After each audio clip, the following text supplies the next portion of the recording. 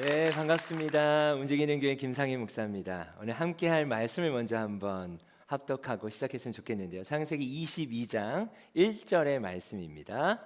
같이 합독하겠습니다. 이 일 후에 하나님이 아브라함을 시험하시려고 그를 부르시니 아브라함아 하시니 그가 이르되 내가 여기 있나이다.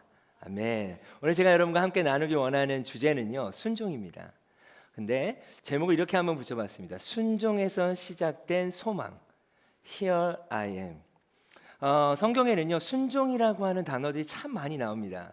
근데 저는 한번 이렇게 정의하고 싶습니다. 오늘 순종은 하나님의 언약 안에서, 하나님의 언약 안에서 그분의 친밀함으로 초대하시는 신앙의 본질이다. 좀 말이 어렵죠? 그냥 우리가 순종하는 것이 아니라 무엇인가의 테두리가 있다라는 거예요. 하나님의 언약 안에서 우리를 그분의 친밀한 영역으로 초대하시는 그분의 신앙의 본질이며 사랑이다 라고 정의를 내려고 말씀을 좀 나눴으면 좋겠습니다. 그렇다면 언약이라는 걸 저희가 좀 이해해야 할 텐데, 언약이라고 하는 말은 뭐냐? 언약 안에서 우린 순종하는 거거든요. 언약이라고 하는 것은 자르다라고 하는 어근에서 나왔어요. 언약이라는 말은. 이 자르다라는 말의 언약은 창세기 15장에 등장을 합니다. 여러분 잘 아시는 아브라함과 하나님이 언약을 체결하시는 말씀이 있거든요. 그 말씀을 보면 어떤 상황이었는가? 하나님이 아브라함에게요, 자손에 대한 약속을 하십니다. 또 하나님이 아브라함에게 땅에 대한 약속을 하시는데, 아브라함이 해질녘 되었을 때 피곤하여 잠이 듭니다. 잠이 드는데 잠이 든 사이에 해질녘이 되고 어두워지니까 그의 마음 가운데 두려움이 찾아왔던 것이죠. 저는 그런 것 같아요. 무엇인가 우리가 하나님이 주신 약속이 있고 그 약속을 붙잡지만 때로는 다른 환경 가운데 우리의 마음에 두려움이 찾아올 때가 있지 않겠습니까? 그때 아브라함이 하나님과 언약을 체결하게 됩니다. 근데 그때 체결했던 언약의 방식은 어떤 방식이었는가? 그 당시 고대 근동을 보면요, 그 당시 상황에서는 언약을 체결하는 방식이 약속을 체결하는 방식이 좀 독특합니다. 그럼 저희 이렇게 가운데 이렇게 서 있는데요, 양쪽에 여러분들이 계신데 사실은 고기를 쪼갭니다. 동물을 반으로 쪼개서 쪼갠 고기 사이로, 예를 들면 저와 어떤 당사자가 함께 계약을 맺는다고 하면 두 사람이 먼저 이야기합니다. 우리 이걸 꼭 지키자. 이거 지키지 않으면 안 된다. 그리고 둘이 함께 어떻게 하는 겁니까? 여기를 이렇게 지나가는 거예요. 쪼갠 고기 사이로 갔다가 다시 나오는 겁니다. 근데 이걸 상상해 보시면 상당히 무서운 거죠. 이 약속을 지키지 않으면 어떻게 된다? 이렇게 죽는다라는 거예요. 이 방식을 하나님이 선택하세요. 하나님이 자녀에 대한 약속을 하셨고 땅에 대한 약속을 하시면서 쪼갠 고기 사이로 혼자 왔다 다시 들어오십니다. 횃불이 들어갔다 나왔다 하는 말씀이 성경에 기록되어 있거든요. 이게 언약이에요. 근데 좀 이상한 부분은 뭐냐? 아브라함과 함께 들어갔다 나온 게 아니잖아요. 이 의미는 뭐냐? 언약이라는 의미는 책임이 들어있는 거예요. 아브라함이 한 번도 살아보지 않은 삶을 살아가게 됩니다. 자녀에 대한 약속을 하셨고 땅에 대한 약속을 하셨지만 아브라함이 연약해서 순종하지 못할 때도 있죠. 그러나 언약이 있는 거예요. 그 안에서 책임은 누가 지신다? 맞아요. 하나님이 지신다는 거예요. 그래서 우리는 순종하지 못하면 끝날 것 같은 상태로 신앙생활을 할 때가 있습니다. 그래서 제가 특별히 이 시간을 준비할 때 우리의 순종은 언약 안에서의 순종이다. 그리고 그 언약을 체결하신 분은 책임을 지신다. 그렇다면 두 번째로 이 언약 안에서 하나님이 어떻게 우리를 친밀함으로 초대하시는가? 그건 순종을 통해서 우리에게 초대하세요. 성경에 보면요, 순종이라는 단어가 여러 단어가 있어요. 그 중에 하나가 히브리어의 쉐마라는 단어가 있습니다. 쉐마라는 단어는요, 이스라엘아 들으라라는 단어예요. 이스라엘아 들으라. 근데 이 듣다라고 하는 말이 사실은 이런 의미가 있습니다. 듣고 그 음성을 순종한다라는 거예요. 히브리어의 쉐마는 그냥 듣기만 하는 게 아닙니다. 듣고 어떻게 해요? 순종한다까지의 의미가 들어있는 거죠. 자, 그런데 이스라엘이 계속 순종했을까요? 네, 그러지 못했죠. 아브라함도 그렇습니다. 아브라함도 말씀해 보면 아내를 두려워서 누이라고 속이기도 합니다. 그죠? 네, 그리고 하나님이 아무리 자녀에 대한 약속을 주셨는데 안 주시는 거예요. 그래서 어떻게 합니까? 이스마엘을 낳게 되죠. 종을 통하여서, 여종을 통하여서 하나님이 약속하셨지만 연약함이 있었던 것 같아요. 그 연약한 가운데 이스마엘을 낳게 됩니다. 자, 그렇지만 이 위기를 만날 때마다 하나님은 아브라함과 무엇을 체결하셨죠? 이게 우리의 안정감인 거죠. 아브라함이 연약했지만 하나님은요, 아브라함과 약속했던 그 언약을 책임지셨다라고 하는 거예요. 자, 그러면 아브라함이 순종하지 못할 때 있었습니다. 또 연약할 때 있었습니다. 그럼 아브라함이 경험한 건 뭘까요? 내가 이렇게 연약했지만 여전히 나를 초대하시는 그 하나님, 약속을 이행하시는 하나님, 책임지시는 하나님을 경험하고 있는 것이죠. 자, 저에게 세 자녀가 있습니다. 네, 초중고 자녀가 다 있어요. 네, 초등학교 딸이 있고 또 중고등학교에 아들 둘이 있습니다. 어떻게 보면 제 자녀들이 아빠인 제 말을 늘 듣지는 않아요. 네, 아빠 이렇게 할게요. 그렇지만 그걸 순종하지 못할 때도 많습니다. 그러나 제 아이들이 경험하고 있는 건 뭘까요? 언약 안에서 아빠가 나를 버리지 않아. 아빠가 그래도 나를 용납해 줘. 아빠가 나를 책임져 준다라는 것을 아이들이 배워가는 거죠. 그것을 다른 말로는 친밀함이라고 하는 거예요. 네. 누군가 가까워지기 위해서는 관계를 맺어가야 되지 않겠습니까? 그 친밀함으로 하나님은 어떤 방식으로 초대하시는가? 순종이라는 방식으로 우리를 초대하고 계신다라는 거예요. 우리가 신앙생활 할 때 여러분 이 부분을 고민하셨으면 좋겠어요. 하나님이 여러분에게 무엇인가를 말씀하십니다. 근데 이걸 내가 지키지 않으면 끝나. 여러분 이게 아니죠. 언약이 있다라는 거예요. 이 언약이라는 말을 이해할 때 그 언약 안에서의 순종, 언약 안에서의 신앙생활은요, 그분의 친밀함의 영역이라는 것입니다. 우리도 마찬가지죠. 언약의 완성은요, 바로 십자가예요. 우리가 이미 죄 가운데 있을 때, 연약한 가운데 있을 때요, 하나님께서는 하나밖에 없는 독생자 예수님을 보내주셨죠. 그리고 당신의 사랑이 무엇인지를 완성하셨습니다. 예, 언약의 완성은 십자가예요. 우리가 그걸 다 이해하지 못할 때 있어요. 그러나 신앙생활이라고 하는 건 뭘까요? 또 성화의 과정이라는 건 뭘까요? 그 언약을 신뢰하고 믿는 거예요. 여전히 내가 넘어질 때 있습니다. 하나님이 이렇게 살지 마. 이걸 해야 돼. 하지만 우리가 연약해서 넘어질 때가 있어요.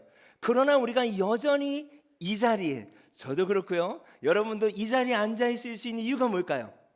무엇 때문이죠? 우리의 어떠함 때문일까요? 아니요, 누구 때문이죠? 그분 때문이에요. 이게 언약이에요. 우리의 신앙생활은 바로 이와 같다라는 거예요. 계속해서 하나님은 여러분 가운데 요구하십니다. 여러분의 말씀을 통해서, 여러분 말씀을 묵상할 때든, 또 설교를 들을 때든, 또 오늘 이 시간이든 하나님이 여러분에게 요구하실 거예요. 이렇게 살아야 되지 않겠니? 이걸 해야 되지 않겠니? 이것이 때로는 버겁게 느껴지지만 여러분 지난 삶을 돌아볼 때 그 모든 순간순간에 내가 순종할 때도 있고 또 넘어질 때도 있고 불순종할 때도 있었지만 그 순간순간 우리가 경험하는 것들은 무엇이죠? 그분의 언약인 거예요. 그분의 사랑인 거예요. 그분이 나를 버리시지 않았다라는 거예요. 그것이 또 우리를 다음 친밀함으로 가게 하는 거예요. 그분이 누군지를 경험하면서 계속해서 친밀함으로 나아가게 되는 것이죠. 마지막으로 한 가지 더 나누길 원하는 것은요, 이 순종이 계속되는 경험들을 통해 우리는 소망하는 삶을 시작할 수 있다는 거예요. 오늘 말씀의 제목이 좀 이상했을 거예요. 순종에서 시작된 소망, Here I am. 이게 무슨 의미인가? 또 구약을 보면요, 순종이란 의미의 여러 단어 중에 하나가 히네니라는 단어가 있습니다. 히네니.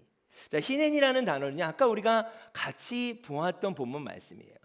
이 일 후에 하나님이 아브라함을 시험하시려고 아브라함을 불렀어요. 그때 아브라함이 뭐라고 반응하느냐?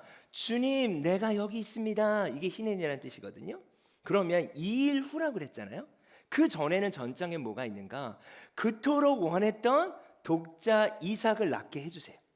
예, 정말 기적적으로 하나님의 약속의 성취로 독자 이삭을 낳았습니다. 근데 그 다음 장에 하나님이 아브라함을 부르세요.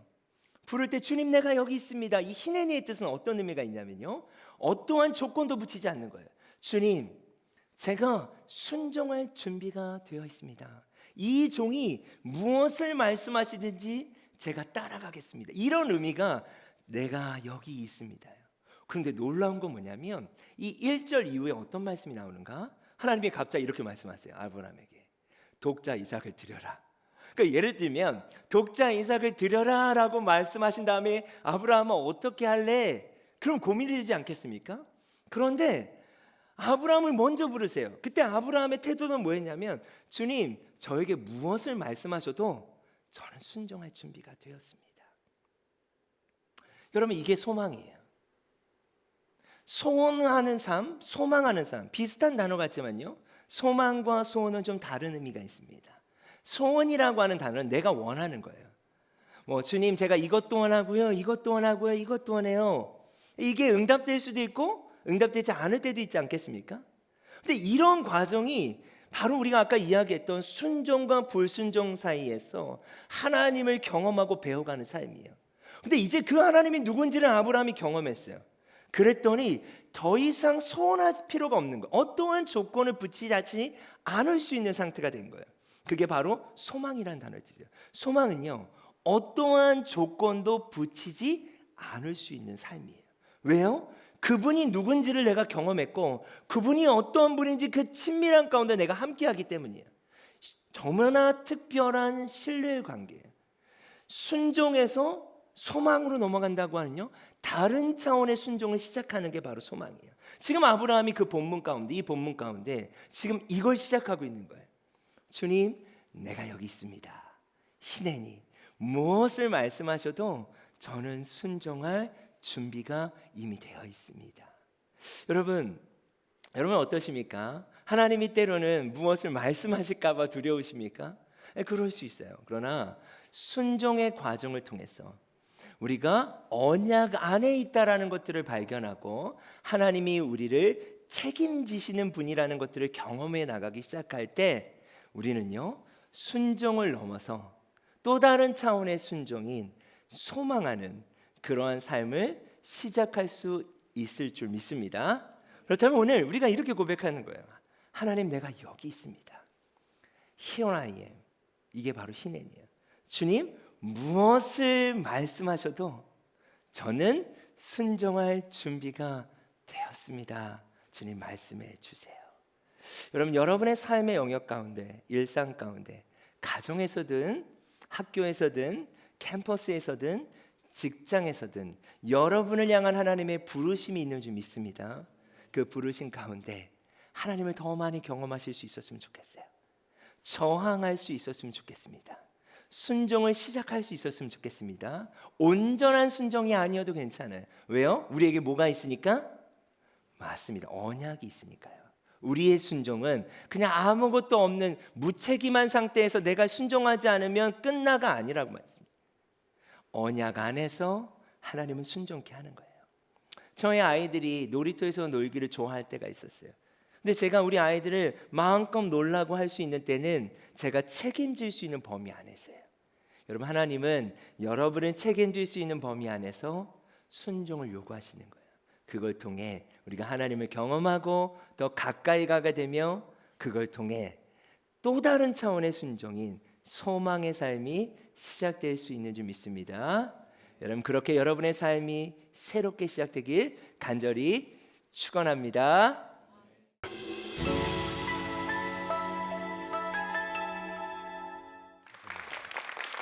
네, 반갑습니다. 네, 반갑습니다. 움직이는 교회를 섬기는 김상인 목사입니다.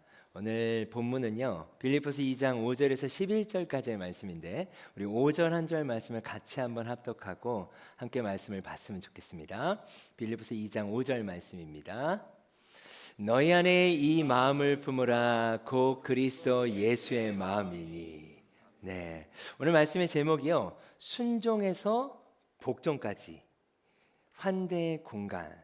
네, 순종에서 복종까지라는 이 의미를 통해서 어떠한 공간이 만들어지는지를 함께 좀 나누길 원하는데요.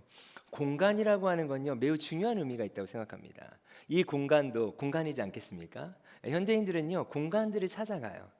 정말 힙한 공간이라고 하면 그걸 누릴 수 있는 어떠한 자신들의 취향이 있겠죠. 여기도 공간인데 어떻게 면에서는요, 이게 이 스튜디오라고 하는 것 자체가 긴장될 수도 있고 또 여러 가지 상황들이 있지 않겠습니까? 녹화가 되는. 그러나 이것이 환대의 공간이 된다면 여러분, 우리가 오늘도 이 시간에도 저도 또 여러분도 하나님 안에 좋은 시간이 될 줄 믿습니다.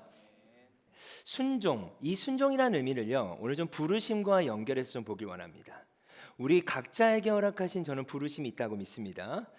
일상의 부르심이 있다고 특별히 말씀드리고 싶은데요. 우리의 일상은요, 크게 두 가지의 요소로 만들어져 있습니다. 하나는 주어진 삶이 있습니다. 우리가 선택하지 않았지만 주어진 영역이 있죠.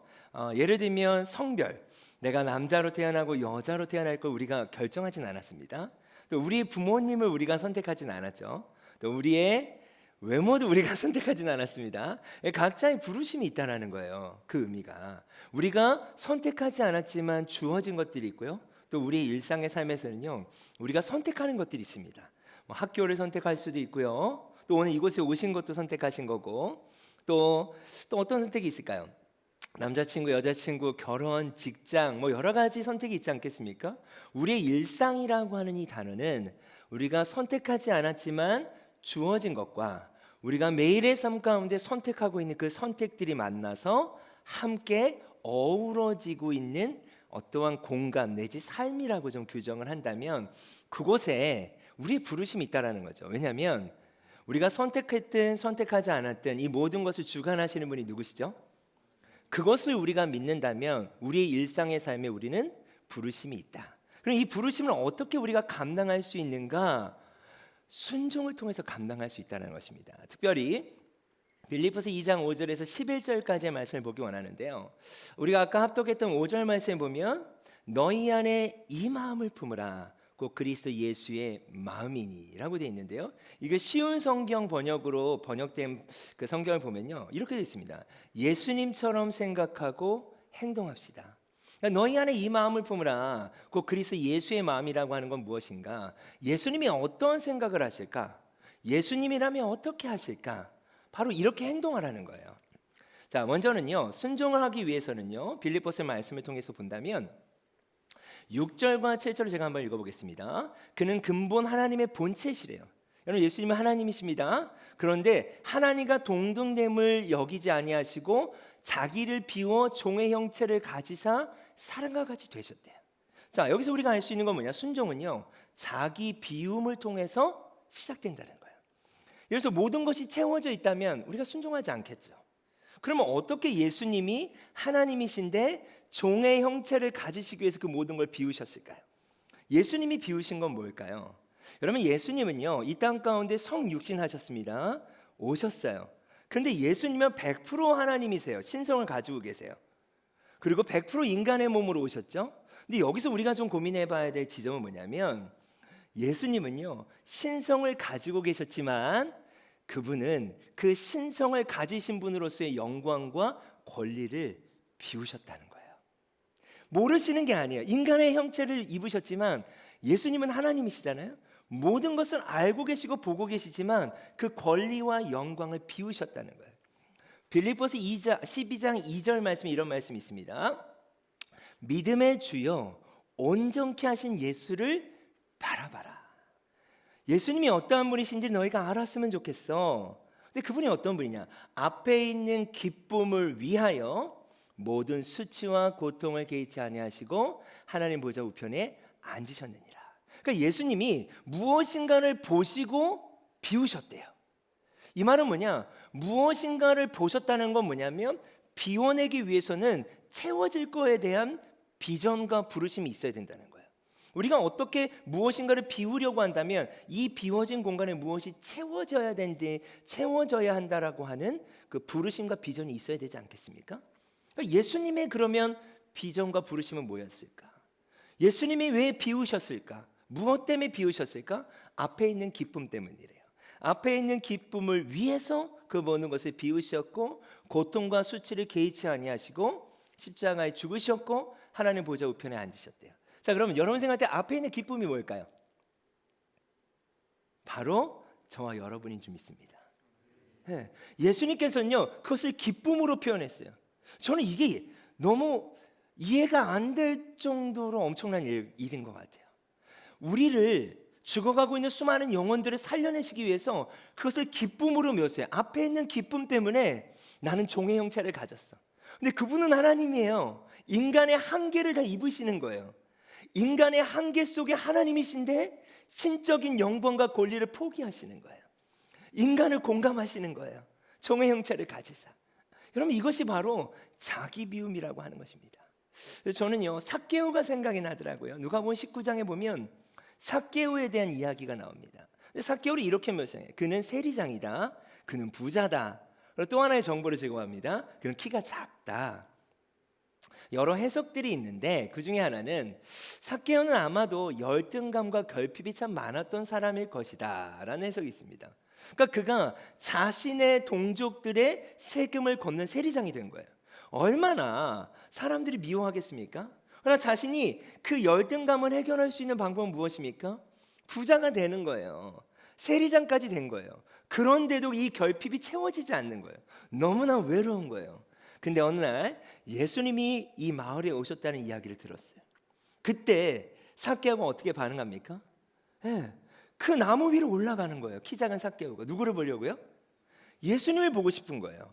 근데 예수님이 가시다가 나무 위에 올라가 있는 삭개오를 보셨다라는 말씀이 나와요. 보셨다. 예수님이 보신 건 뭘까요? 단순히 키 작은 한 사람이 나무 위에 올라간 걸 본 거 아니에요. 예수님이 삭개오를 보셨다라는 것은 그분은 신성이 있으시잖아요. 삭개오가 왜 이렇게 살 수밖에 없었는지를 보신 거예요. 삭개오의 외로움을 보셨어요. 그의 결핍을 봤어요. 아무리 부자가 돼도 세리장이 됐어도 너무 외로웠던 거예요. 그리고 예수님이 뭐라고 말씀하시냐? 급히 내려와라. 오늘 내가 너의 집에 어떻게 하겠다? 휴하겠다. 여러분 삭개오는 단 한 번도 환대를 경험해 본 적이 없어요. 오늘 제가 말씀의 제목을 어떻게 붙였죠? 순종에서 복종까지 환대의 공간. 여러분 공간적 개념을 볼 때 지금 세리장이었던 결핍 덩어리였던 삭개오에게 어떠한 환대의 공간이 시작되는지 보이십니까? 예수님은 비우신 거예요. 그 삭개오의 결핍과 필요를 보시고 그리고 예수님은 그와 함께 하셨어요. 그의 집에 유하셨어요. 그때 삭개오가 이런 얘기를 합니다. 예수님, 제가 잘못 걷어들이는 거 있으면 단 하나 줄게요. 아니 그 배라도 배상할게요. 이 말은 뭐예요? 돈이 중요하지 않았다라는 거예요. 사랑이 필요했다라는 거예요. 이럴 때는 우리의 일상의 삶, 아까 제가 말씀드렸죠. 일상은 내가 선택한 것도 있지만 주어진 삶도 있어요. 여러분 지금 일상의 삶 가운데 여러분의 가정에서 살고 있습니다. 그건 가정에 여러분의 보내심이 있다고 믿습니다. 아멘. 캠퍼스, 직장, 도시, 교회 공동체. 우리가 비우지 않으면 채울 수가 없어요. 여러분 자기 비움이라고 하는 건 이렇게 공간을 만들어낸다는 거예요. 근데 이 시작은 뭐예요? 순종이에요.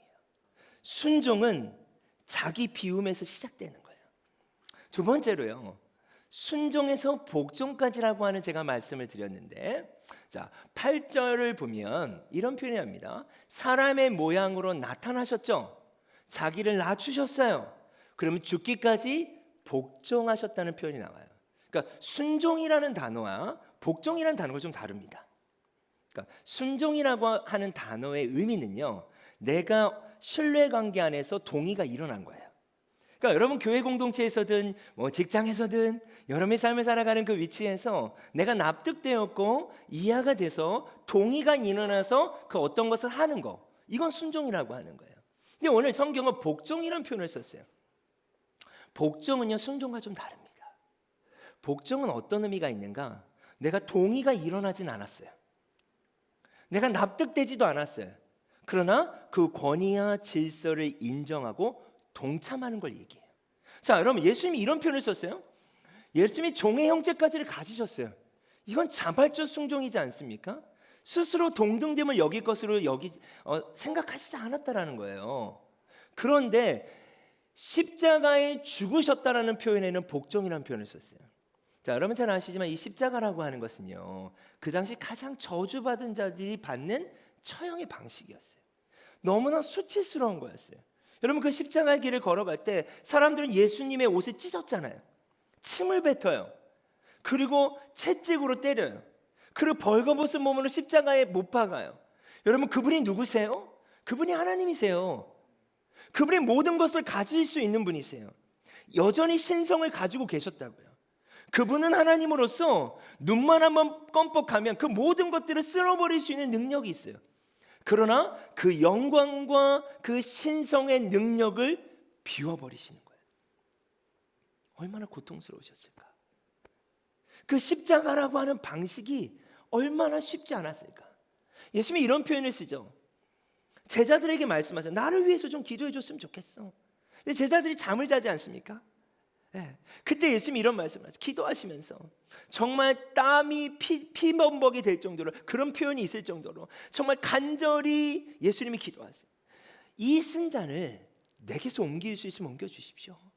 근데 여기서 끝나지 않았어요. 복종이라고 하는 건 무엇인가? 이 쓴 잔을 내게서 옮길 수 있으면 옮겨주십시오. 그러니까 내가 원하는 방식은 아닐 수 있는 거예요. 동의가 일어나진 않았을 수 있어요. 근데 그 다음에 예수님은 어떻게 기도하세요? 내 뜻대로 마옵시고 아버지의 뜻대로 되길 원합니다. 이 쓴 잔을 내게서 옮길 수 있으면 옮겨주십시오. 그러나 내 뜻대로 마옵시고 아버지의 뜻대로 되길 원합니다. 여러분, 이게 복종이에요. 여러분, 우리의 삶 가운데 우리가 하나님 앞에 순종하는 영역들이 있을 수 있습니다. 여전히. 그러나 우리가 복종하지 않는 영역들이 있을 수 있어요. 왜 우리의 삶의 영역에 환대의 공간이 일어나지 않을까? 누군가를 받아들일 수 있는 환대의 공간이 일어나지 않을까? 죽어가고 있는 수많은 영혼들이 여러분의 캠퍼스 가운데 있습니다. 여러분의 가정에 있고 여러분의 직장에도 있고, 여기 이곳만 나가면 수많은 영혼들이 죽어가고 있는데 왜 우리가 그들을 환대하지 못할까요? 복종하지 않아서일 수 있어요. 여러분, 예수님이 죽기까지 어떻게 하셨어요? 복종하셨어요. 이것을 통해 어떤 일이 일어납니까? 요한복음 3장 16절 말씀에 보면 하나님이 세상을 이처럼 사랑하사 독생자를 주셨어요. 누구든지 저를 믿는 자마다, 여러분, 누구든지 안에 여러분이 있을까요, 없을까요? 그 이유는 뭘까요? 그분이 비우셨고 그분이 복종하셨기 때문이에요. 우리가 그분 앞에 의로움이 있었을까요? 의로워서가 아니죠. 그분이 순종했을 뿐만이 아니라 복종하셨다라는 거예요. 여러분, 이것이 우리가 도전해야 될 영역이라고 믿습니다. 여러분, 순종하고 계시다면 복종을 도전하십시오. 내가 원하는 일이 아닐 수 있어요. 내가 어울리고 싶지 않은 사람들일 수 있어요. 그곳에 가고 싶지 않을 수 있어요. 그러나 예수님의 기도가 우리 가운데 필요하다고 믿습니다. 그러나 내 뜻대로 마옵시고 아버지의 뜻대로 되기를 원하나이다. 이 일을 통해서 어떠한 일이 일어나면요, 9절부터 11절의 말씀을 같이 한번 봤으면 좋겠어요. 이러므로 하나님이 그를 지극히 높여 모든 이름 위에 뛰어난 이름을 주사 하늘에 있는 자들과 땅에 있는 자들과 땅 아래에 있는 자들로 모든 무릎을 예수의 이름에 꿇게 하시고 모든 입으로 예수 그리스도를 주라 시인하여 하나님 아버지께 영광을 돌리게 하셨느니라. 자, 여기서요, 하늘에 있는 자들이나 땅에 있는 자들이에요. 이게 어떤 표현이냐면요, 하늘과 땅은요 경계예요. 에베소서 1장의 말씀에 이런 표현이 있습니다. 하늘에 있는 것이나 땅에 있는 것이 모두 다 통일되게 하려 하십니다. 하나님 안에서. 경계예요. 하나님의 구원의 경계예요. 하늘과 땅에 있는 모든 자, 우리가 볼 때 저런 사람들은 예수님 믿을 수 없어, 저런 사람들은 땅에 있는 자들이야. 여러분, 그것이 아니라, 우리의 판단이 아니라 하늘에 있는 것이나 땅에 있는 그 모든 경계에 있는 모든 피조세계에 있는 영혼들이 우리가 비우고 예수님이 비우셨고 순종하시되 복종까지 하심으로 말미암아 그들이 어떤 고백을 하게 되는가?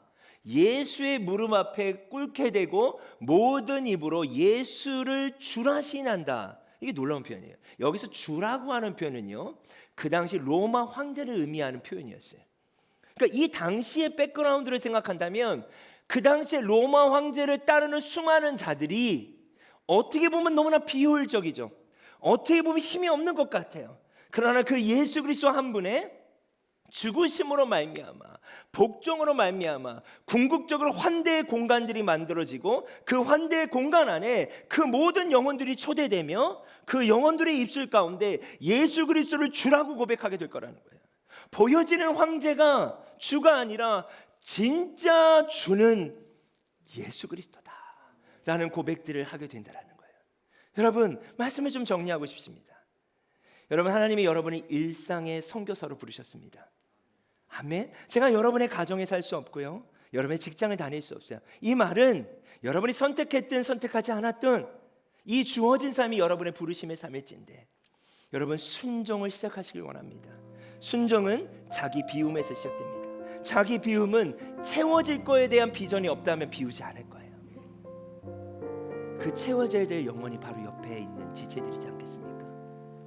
그리고 우리가 순종하되, 내가 원치 않는 일일지 모르지만, 내가 원하는 삶이 아닐 수 있지만 우리의 권리를 내려놓고 복종까지 할 때, 그곳에서 만들어지는 환대의 공간이 여러분의 일상이 된다면 그 일상 안에서 예수 그리스도를 주라고 고백하는 그런 놀라운 환대의 공간, 그런 일들이 일어나기를 간절히 축원합니다. 아멘.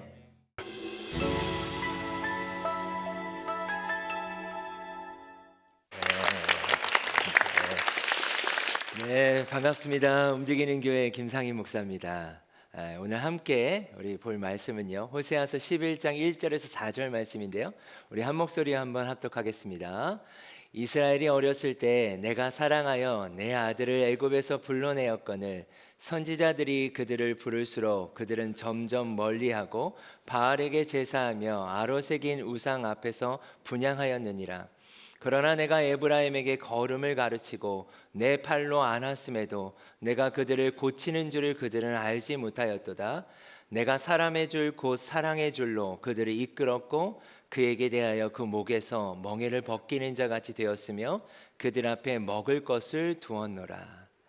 네, 오늘 말씀의 제목은요, 순종인데, 순종을 요구하시는 하나님의 마음은 무엇일까를 좀 나누기 원합니다. 결론적으로요, 순종을 요구하시는 하나님의 마음은 사랑과 저는 책임이라고 믿습니다.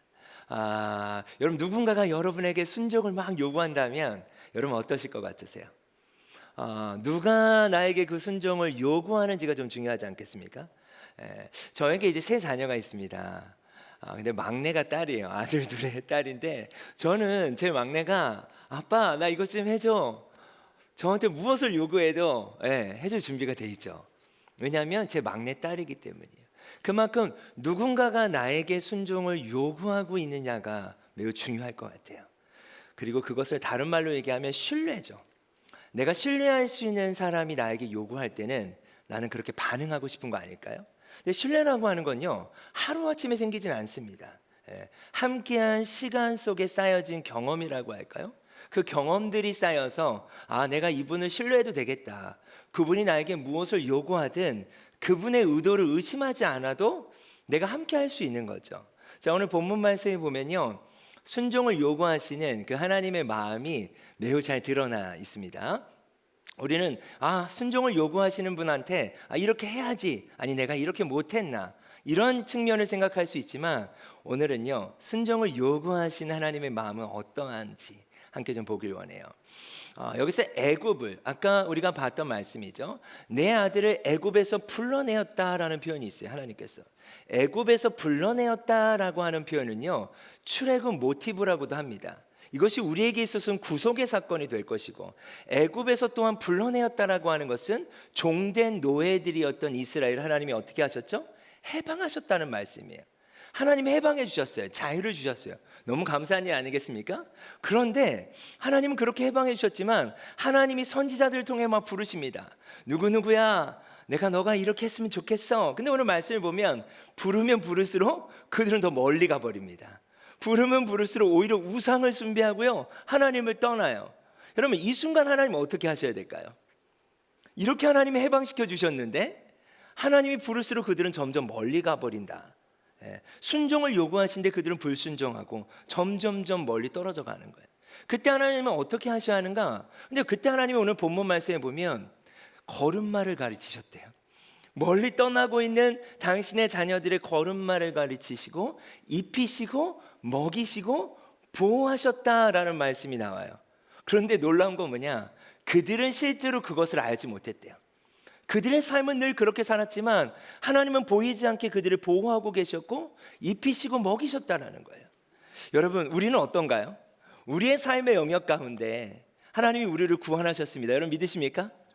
그 사실이 우리에게 믿어지고 있고 그 사실이 우리에게 이미 우리가 그 사실을 알고 있는데, 하나님 우리에게 말씀을 통하여서든 누군가를 통하여서든 순종을 요구하실 때 여러분, 우리가 모든 것을 순종하고 있나요? 그렇죠. 그렇지 뭐 저도 그렇습니다. 그렇지 못한데 그럼에도 오늘 저와 우리가 이 자리에 있을 수 있는 이유가 뭘까요? 그분이 걸음마를 가르치고 계셨고 그분이 필요에 따라 우리를 보호하셨으며 그분이 우리를 입히시고 먹이셨기 때문입니다. 여러분 믿으십니까? 근데 그 사실을 그들이 계속 깨닫지 못해요, 이스라엘이. 그래서 하나님은요 어쩔 수 없이 심판을 선언하십니다. 깨닫지 못한 그들에게. 제가 이 심판하면 저에게 어떠한 좀 기억나는 하나의 사건이 있는데요. 제 첫 아이가 4살인가 5살인가 이 정도 되었을 때 제 첫째 아들이 너무 말을 안 듣는 거예요. 2년 터울로 또 남동생이 있거든요. 그러니까 매일 싸우고 또 말을 안 듣고 한참 그럴 때긴 한데 도저히 안 돼서 제가 처음으로 매를 들어서 때가 있습니다. 어떻게 보면 심판을 선언하는 거죠. 도저히 이건 아니다. 그래서 제가 이렇게 매를 딱 댔는데 한 대를 딱 때렸습니다.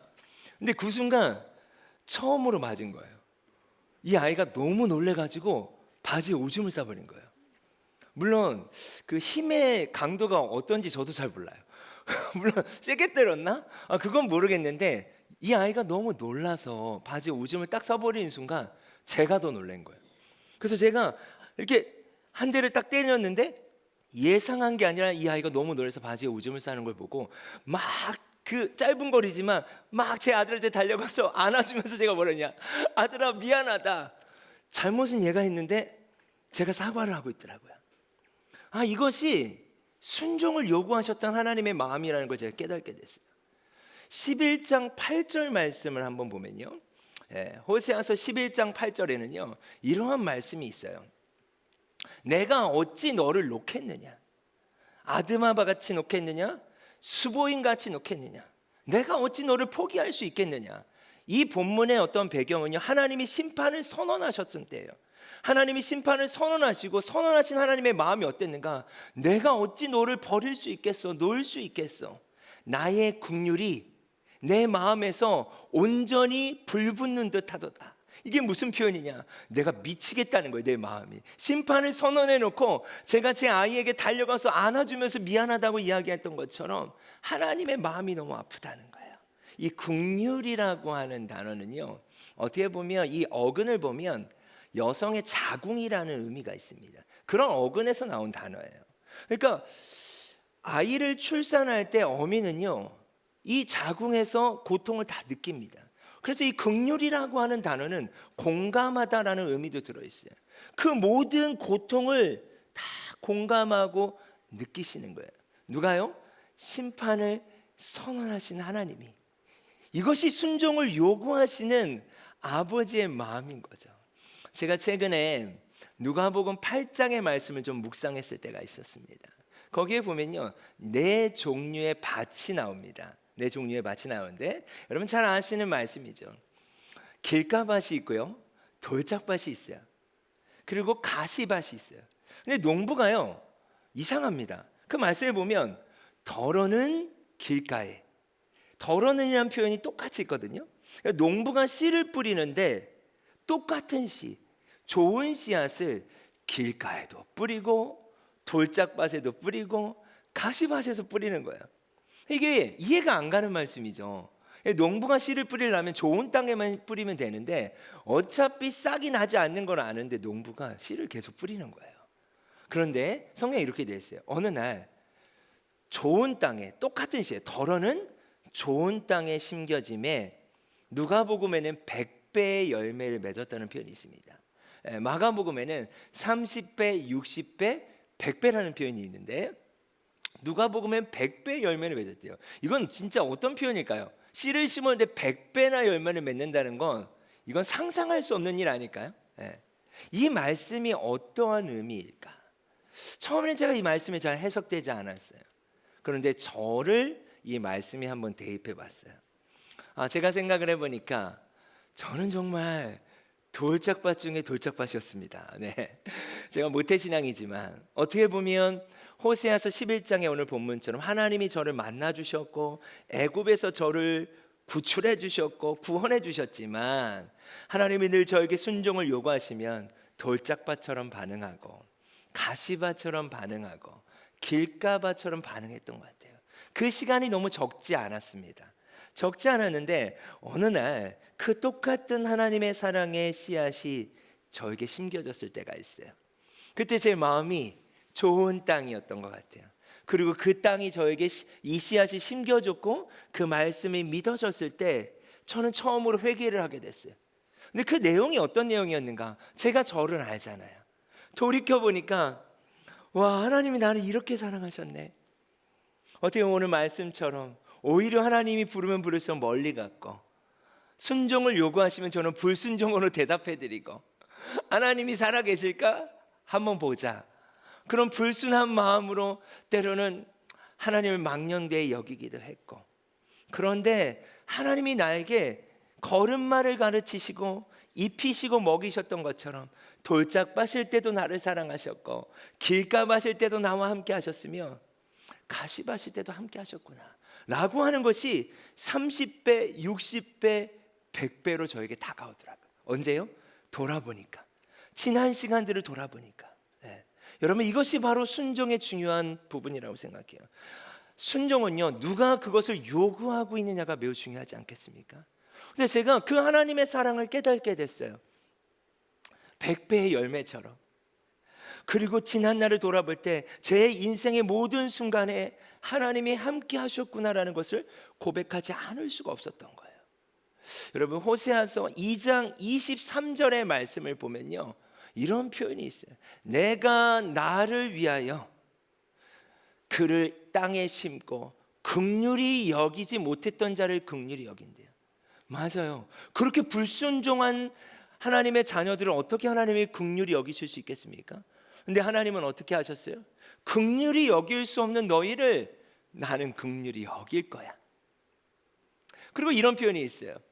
내 백성 아니었던 자에게 향하여 내 백성이 되게 하겠대요. 도저히 그렇게 불순종하는 그들을 순종을 요구하신 하나님 앞에 불순종한 저의 삶이었고 이스라엘 삶이라면 하나님의 백성이 될 수가 없죠. 그런데 하나님은 어떻게 하세요? 또 사랑하고 순종할 걸 또 요구하시겠대요. 어떻게 해요? 내 백성이 되게 하기 위해서. 그래서 궁극적으로 한 가지 고백을 받아내시겠대요. 그들은 이르기를 주는 내 하나님이라 하시리라. 자, 그렇다면 하나님이 왜 이렇게 지속적으로 우리에게 순종을 요구하실까요? 우리가 어떻게 순종할 수 있을까요? 순종을 요구하고 계시는 하나님의 마음이 어떠한지를 경험하게 될 때, 그 쌓여진 시간 속에 우리는 그분을 신뢰하게 되는 것이고, 그 신뢰가 우리에게 순종을 일으킨다라는 거예요. 순종이란 단어 안에는요, 동의하다라는 의미도 들어있어요. 우리가 동의가 되는 거예요. 그분이 나를 얼마나 사랑하시는지를 내가 경험했기 때문에 그분이 나에게 말씀하신다면 내 안에 동의가 일어나는 거예요. 그리고 우리가 기쁨으로 그분을 선택하는 것이 바로 순종이라고 믿습니다. 또한 순종을 요구하시는 하나님의 마음은요, 책임이에요. 그들은 이르기를 주는 내 하나님이라 하리라.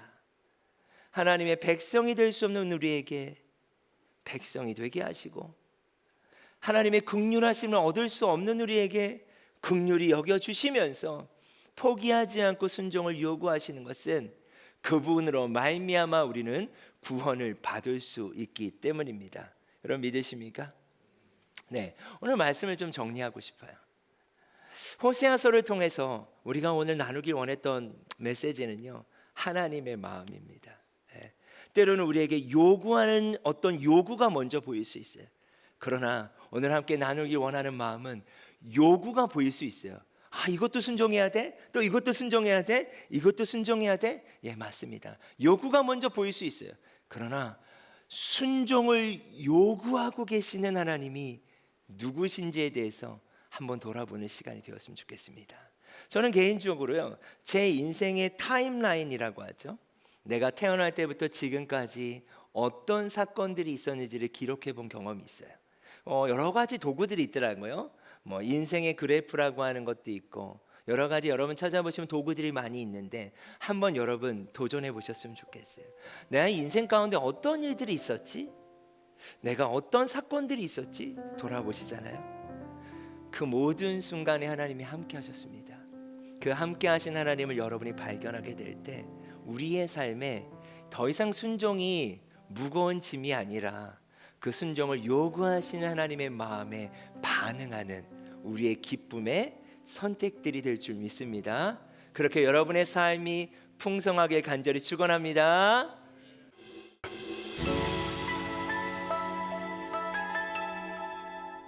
네, 반갑습니다. 움직이는 교회 김상희 목사입니다. 오늘 제가 함께 나눌 말씀은요, 로마서 8장 28절인데요. 한 절 말씀 같이 한번 합독하겠습니다.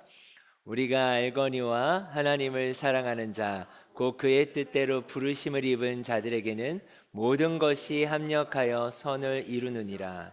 아멘.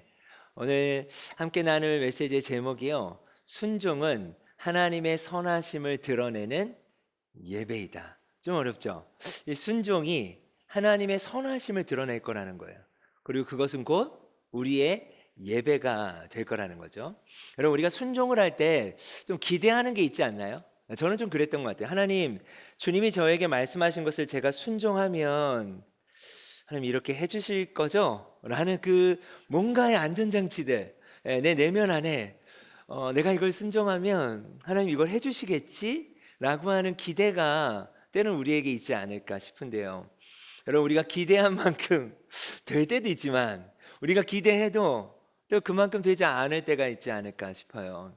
제가 이제 청년 사역을 했을 때 이제 곧 예수님을 믿은 지 얼마 안 됐던 청년이 남자 청년이었는데 저한테 상담을 요청했어요. 그래서 이제 신방을 요청해서 제가 이제 만났더니 이 친구가 뭐라고 얘기하냐면, 목사님, 제가 교회를 다니고 예수님을 믿기 시작하면서 되는 일이 하나도 없다는 거예요. 첫째, 여자친구랑 헤어졌습니다. 너무 심각하게 얘기하는 거예요. 이제 막 주님 안에서 살던 게 아니니까 이제 말씀을 배우고 믿음을 선택해 가니까 되는 게 하나도 없대요. 일단 첫 번째 말한 게 여자친구랑 헤어졌고 가정에 문제들이 생기기 시작했대요. 그리고 하던 일도 잘 안 된대요. 결론적으로 목사님, 이게 어떻게 된 거죠? 이 친구는 모태신앙이 아니니까 제가 교회를 다니고 하나님 말씀에 순종하는데 왜 되는 일이 하나도 없는 거죠? 이 친구가 생각했던 건 뭐냐면, 하나님 뜻대로 순종하면 내 인생이 잘 풀리겠지? 그럴 수 있지 않겠습니까? 그런데 그대로 되지 않은 거예요.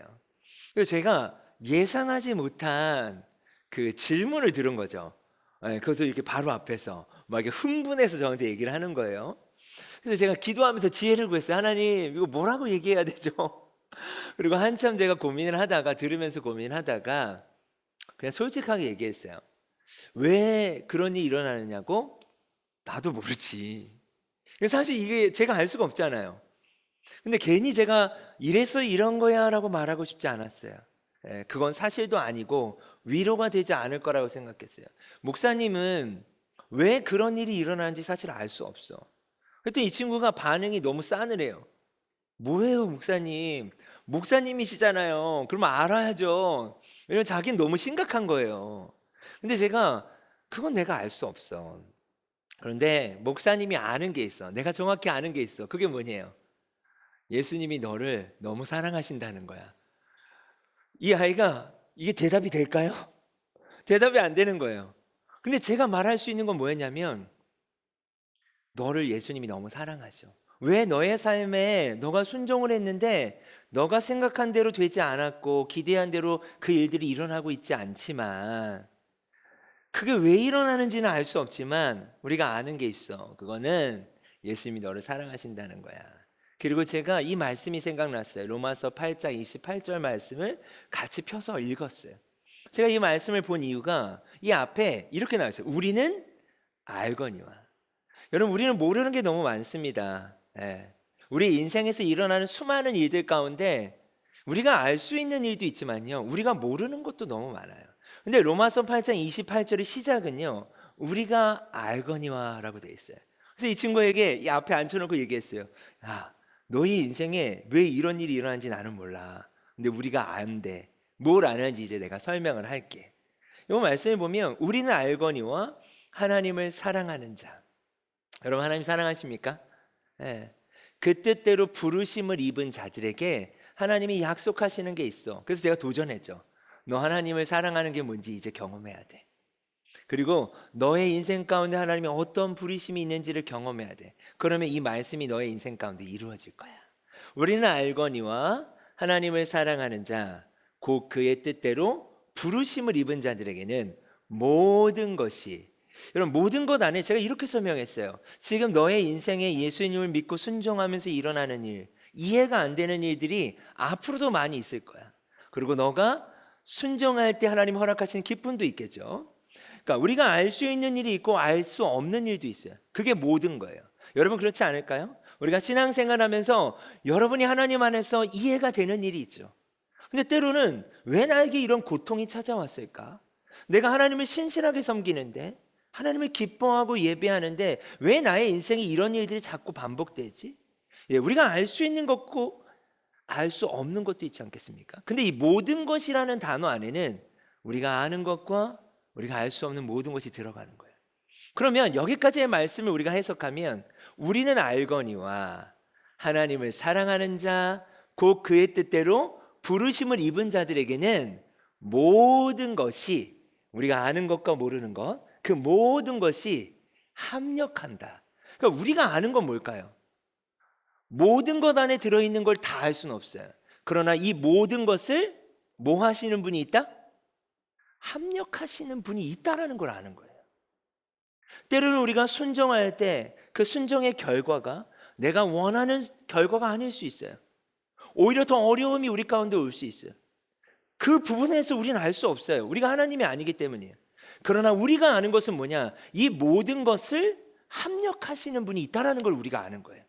여러분 믿음이라고 하는 건요, 크게 두 가지의 측면이 있습니다.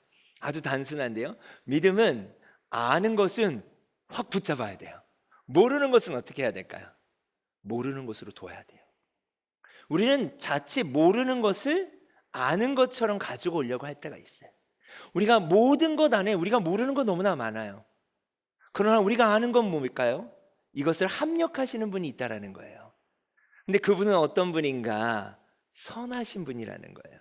네.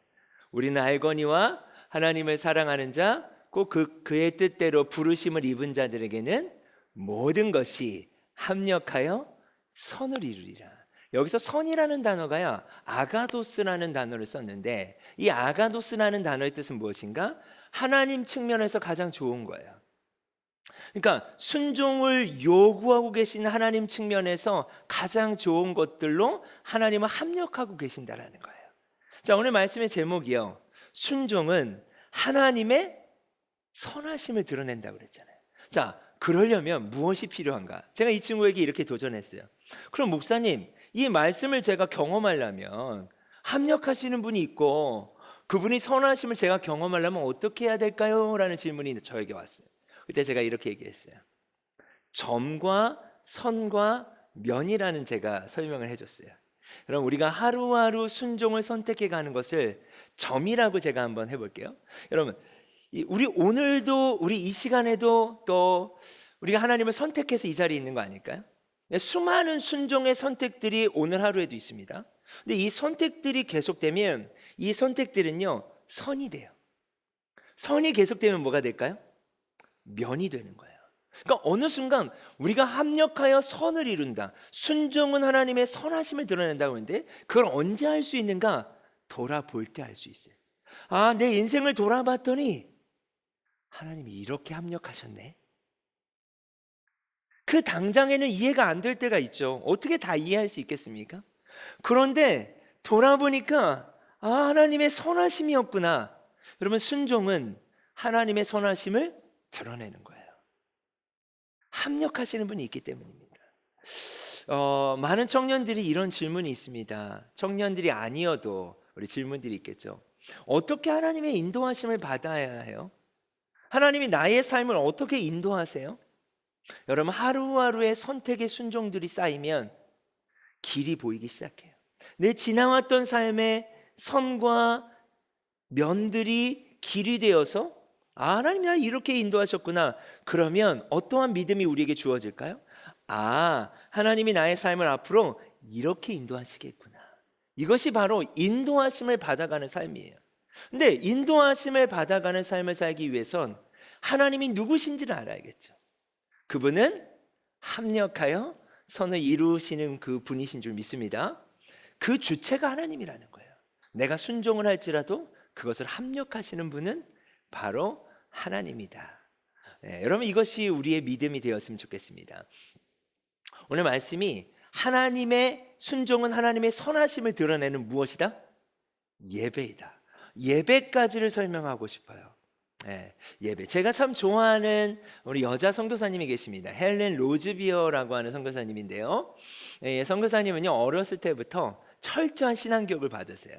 그래서 어떤 신앙교육을 아버지로부터 받게 되냐면, 너는 중요한 결정을 할 때 무엇이 하나님 안에서 가치 있는지를 하나님 앞에 기도하고 질문해라 라는 교육을 철저히 받습니다. 그래서 의과대를 졸업하셨어요. 의과대를 졸업하시고 졸업과 동시에 싱글이었는데 하나님께 기도해요. 하나님, 제가 어떻게 사는 것이 하나님 안에서 가치 있는 삶일까요?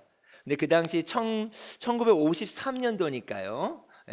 그 당시에 콩고가 벨기에 식민지로 있었을 때예요. 그러니까 아프리카 콩고로 의료 선교사로 갈 걸 결정합니다. 이 싱글 선교사가. 그래서 졸업과 동시에 이제 콩고라는 땅으로 가게 돼요. 그리고 약 10년 정도 의료 사역을 하십니다. 정말 버려진 아이들, 굶주린 아이들을 치료하는 일들을 하세요. 그 모든 열정을 선택해서. 그런데 약 10년 정도 지났을 때 한 64년 정도, 그렇죠? 64년에 이 콩고에 있는 사람들이 이제 벨기에 정권을 무너뜨립니다. 그러면서 어떤 일이 일어나겠습니까? 지금까지 당했던 것들을 화풀이하기 시작했어요. 그러니까 백인들만 보면 어렵게 하는 거예요. 그래서 본국에서 막 급하게 연락이 옵니다. 선교사님 빨리 들어오세요. 안 그러면 위험합니다. 근데 선교사님 기도해요. 하나님, 어떻게 하는 것이 가치 있는 일이겠습니까? 그게 그 선교사님의 삶의 방식이었어요. 열심히 기도했어요. 그런데 남아있을 것을 결정합니다. 하나님 그 마음을 주신 거예요. 그래서 나는 이러한 상황에 하나님 뜻에 순종해서 남아야겠다라는 것을 결정했어요. 자, 여러분, 이렇게 순종했습니다. 어떠한 결과가 있었을까요? 선교사님에게. 여러분, 어떻게 생각하세요? 하나님이 보호하실 거라는 생각이 있지 않습니까? 저는 그랬거든요. 그 일기들을 읽으면서, 글들을. 당연히 이 엄청난 순종을 했으면 하나님이 정말 기적적으로 무엇인가를 막아주시고 막 하나님이 보호하시는 간증들이 쏟아질 줄 알았어요. 근데 제가 그거 보면서 깜짝 놀랐어요. 잡히게 되고요, 약 5개월간 감금당합니다. 그리고 그 글에 보면 나무에 묶인 채로 10년 동안 의료사역했던 그 일지들을 다 보는 앞에서 찢어요.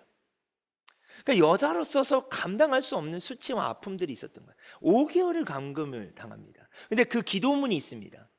그 기도를 보면, 그 글을 읽어보니까 이때 선교사님이 어떠한 하나님께 기도를 하냐면, 하나님, 제가 무엇이 가치 있는 일인지에 대해 기도했고 남아있으라는 마음을 주셔서 순종했는데 어떻게 이러한 일이 있을 수 있습니까? 이것이 당신이 말씀하신 가치입니까? 그렇죠? 그렇게 질문할 수 있잖아요. 내가 생각한 결론이 아닌 거예요. 그렇게 기도를 하는데 하나님으로부터 음성이 들렸대요. 그래서 저는 이 음성이 이래야 한다고 생각해요. 너가 나한테 이렇게 기도했는데 이렇게 된 것은 이렇게 됐기 때문이야. 무엇인가 대답을 주셔야 되는데 하나님이 질문으로 응답을 하십니다. 그 질문이 뭐였냐? 너에게 있어서 나는 가치 있니? 주님이 이 질문을 하세요. 너에게 있어서 나는 가치 있니? 지금 하나님께 어떤 질문을 했는데요? 하나님, 내가 하나님이 가치 있다는 생각해서 남았는데 어떻게 나에게 이런 일이 있을 수 있습니까? 라는 질문하는데 하나님은 역으로 너에게 있어서 나는 가치 있니? 근데요, 로즈비어 선교사님이요, 이렇게 대답을 해요. 하나님, 당신은 내가 당한 이 모든 것보다 더 가치 있는 분이십니다. 이 모든 것은 당신을 위함입니다. 그리고 5개월 지나고 풀려나게 돼요. 다시 본국으로 돌아가서 1년 정도 회복을 하시고요, 다시 콩고 땅으로 돌아오십니다. 그리고 약 20년의 선교 사역을 마무리하세요. 그러면 월십이라고 하는 우리 예배라는 영어 단어 있죠? 여기에 보면 두 가지가 이렇게 붙어 있는 거예요. 월스, 가치, 쉽, 가치가 옮겨지는 거예요. 다시 말하면 예배라고 하는 건 뭐냐? 가치를 선택하는 거예요. 그러니까 로즈비어 선교사님은 선택하신 거예요. 여러분, 순종은 선택이에요. 순종이라고 하는 건 어떤 상황 가운데 하나님을 선택하는 건데요. 그 선택은 예배입니다. 월십이라는 단어처럼 월스, 가치를 선택하는 거예요. 여러분, 제가 여러분의 삶을 알 수 없습니다. 그러나 여러분의 삶 가운데 하나님이 더 가치 있는 분임을 선택하는 것이 무엇이다? 예배예요. 오늘 말씀의 제목처럼 순종은 하나님의 선하심을 드러냅니다. 아멘. 근데요, 시간이 필요해요. 네. 그 시간이 필요해요. 그 시간 속에 우리는 주님을 선택하며 예배에 가는 거예요. 주님은 그 예배를 받길 원하세요. 그리고 궁극적으로 합력하여 선을 이루시는 하나님이 드러나기 시작할 때 그 이후에 우리의 예배는 달라질 거예요. 내가 어떤 상황에 있을지라도, 비천에 처할지라도, 아니 풍부에 처할지라도, 아니 가난할지라도 하나님이 선하심을 고백하는 그 하나님을 나의 최고의 가치로 올려드리는 그 순종의 예배, 진정한 기쁨의 예배, 그 예배가 저와 우리의 삶 가운데 계속되어지기를 간절히 축원합니다. 아멘. 이 프로그램은 여러분의 미디어 선교 후원으로 제작되었습니다. 선교는 사명, 후원은 동역. 당신도 복음을 전할 수 있습니다. 선교 후원 02-6333-1003번.